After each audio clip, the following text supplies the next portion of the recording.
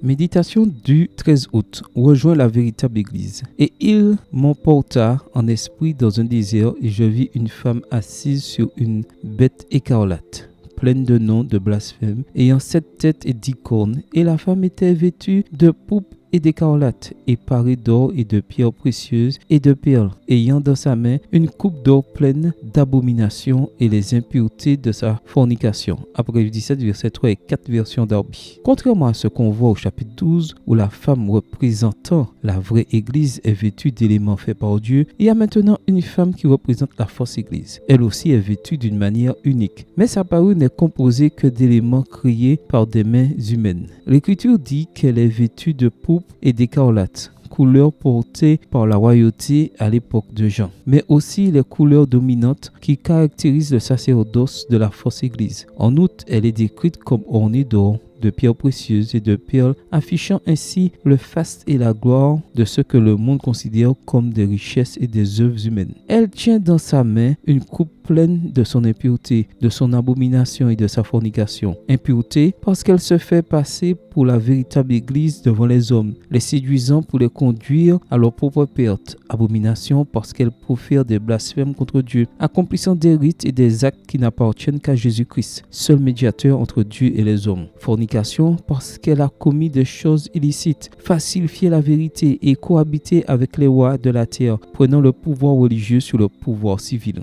Tout ce que tu peux voir en elle a trait aux œuvres humaines, symbole également du faux évangile qu'elle prêche car elle convainc le monde que le salut passe par les œuvres humaines en mettant en avant les mérites humains au lieu des mérites parfaits de Jésus-Christ. La fausse Église agit en ce moment même, attendant le moment opportun pour attaquer à nouveau les enfants de Dieu. Mais elle est déjà vaincue car Jésus, le roi de l'univers, a déjà prononcé sa sentence pour qu'elle cesse d'exister. Mon cher ami, le Seigneur t'appelle à rejoindre sa véritable Église, celle qui reconnaît que son seul sauveur est Jésus-Christ et que ce sont ses mérites sur la croix qui sauvent. C'est l'Église qui reconnaît et observe ses 10 commandements comme les principes éternels du gouvernement de Dieu. Je t'invite donc à rechercher et à rejoindre la véritable Église où le Christ régnera pour toujours car tout est par sa grâce. Amen. Bonne journée à vous et que le Seigneur vous bénisse.